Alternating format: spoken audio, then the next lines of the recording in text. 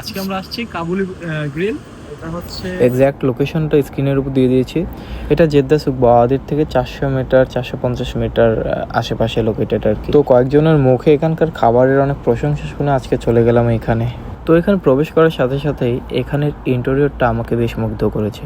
Saudi আরবে সচরাচর তাদের যেই ট্রেডিশনাল একটা ধাঁচ আছে সেই ধাঁচের মধ্যেই রেস্টুরেন্টের ইন্টেরিয়র দেখা যায়, কিন্তু এটা তার থেকে একদম সম্পূর্ণ ভিন্ন ছিল, কেননা এটা একটা আফগানি রেস্টুরেন্ট। তো ঢোকার পরে এই গাছটার পাতা অনেক চেনা চেনা লাগতেছিল।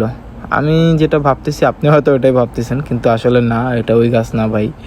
এখানে তো পসিবল না, বাংলাদেশে পসিবল না, আর এটা তো সৌদি আরব। অ্যান্ড দেন অপেক্ষা করতে করতে চলে আসলো আমাদের কাবুলি পোলাও অ্যান্ড ফ্রাইড চিকেন। খাওয়াটা দেখতে যত জোস ছিল, খাইতে অনেক টেস্টি ছিল।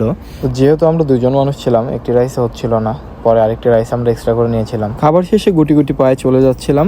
তো আজকে এই পর্যন্তই, দেখা হবে পরের ভিডিওতে।